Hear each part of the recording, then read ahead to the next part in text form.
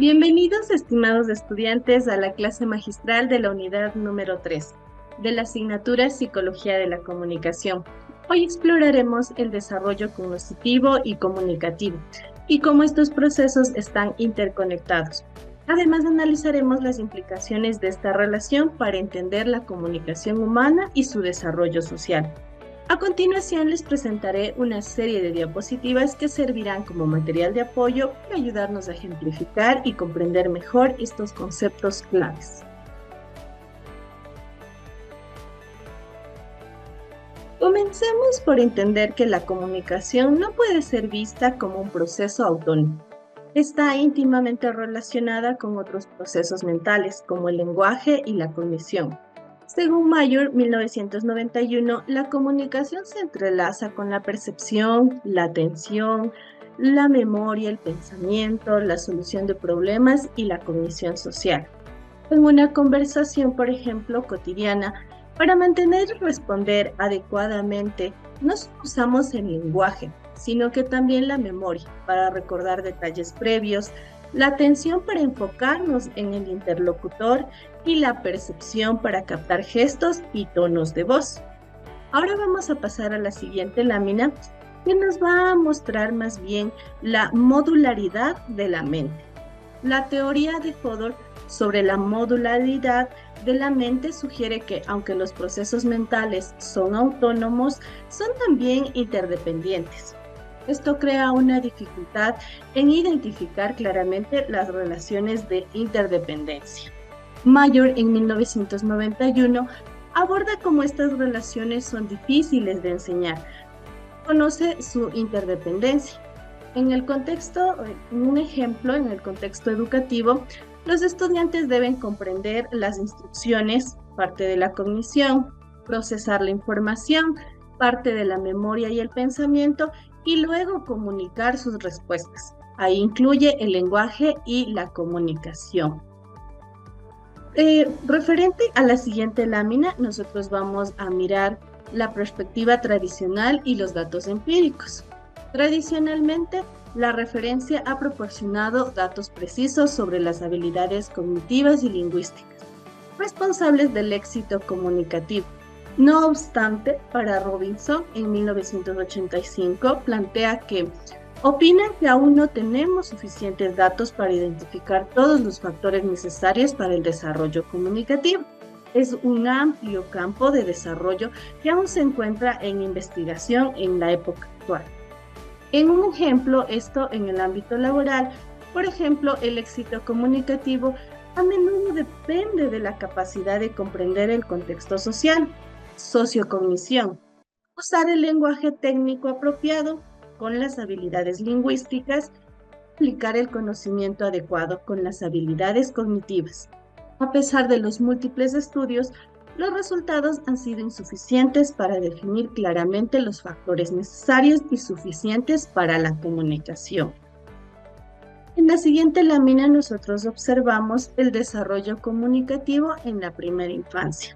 Aunque el desarrollo comunicativo se lo efectúa a lo largo de nuestra vida, en la primera infancia es donde más se aborda de una manera directa, porque estamos aprendiendo el lenguaje. En esta primera infancia se ha identificado capacidades de prerequisito para el lenguaje y la comunicación. Por ejemplo, un niño pequeño aprende a comunicarse no solo aprendiendo palabras, sino también detallando la capacidad de seguir la mirada de los adultos, la atención conjunta y usar gestos para señalar efectivamente lo que quiere a través de la gesticulación. Habilidades que son prerequisitos para el lenguaje verbal. Luego pasaremos a revisar la relación entre egocentrismo cognitivo y competencia comunicativa. Bueno, esta relación entre el egocentrismo cognitivo y la competencia comunicativa sugiere más bien que el desarrollo del lenguaje no solo es paralelo al desarrollo cognitivo, sino que depende de él. La falta de competencia comunicativa en algunos casos puede ser una manifestación de egocentrismo cognitivo. Refleja un estado del desarrollo cognitivo. En la adolescencia, los jóvenes suelen mejorar sus habilidades comunicativas, a menudo que desarrollan la capacidad de ver las cosas desde la perspectiva de los otros y no solo desde la perspectiva propia, reduciendo así el egocentrismo cognitivo y aumentando más la empatía. Ahora vamos a revisar una teoría muy impresionante que la introduce el autor Med. Él introduce el role tanking y la conciencia de la diversidad de perspectivas.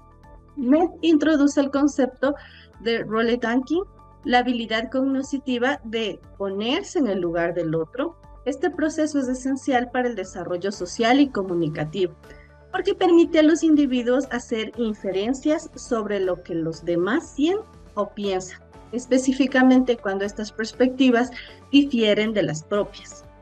El desarrollo de esta capacidad es fundamental para que los niños puedan distanciarse de su propio punto de vista y entender las diversas perspectivas del entorno social. Por ejemplo, esta actividad se puede ver reflejada en un grupo de niños que practiquen el role tanking sin tener referencia a lo que significa este concepto. Ellos cuando están jugando pueden negociar roles o cuando están interactuando con otros niños. Pueden negociar estos roles y responsabilidades de manera más efectiva. Entienden y respetan las opiniones de los demás, pero primero será esta capacidad de obtener el lenguaje y luego de negociar cada una de las perspectivas que se van formando conforme se desarrollen en la sociedad. En la siguiente lámina nosotros vamos a revisar la investigación sobre el role tanking y la comunicación referencial. Bueno, este es un término y un concepto que se apropia más bien de la sociedad y del estudio de la misma. Entre las investigaciones ha demostrado que existen resultados mixtos sobre la correlación entre la capacidad del role tanking y la competencia comunicativa. Aunque algunos estudios han encontrado que incluso los niños pequeños pueden adaptar su lenguaje según las necesidades del oyente, los resultados no siempre son conscientes. La perspectiva referencial considera el egocentrismo como una causa de la incompetencia comunicativa en los niños pequeños.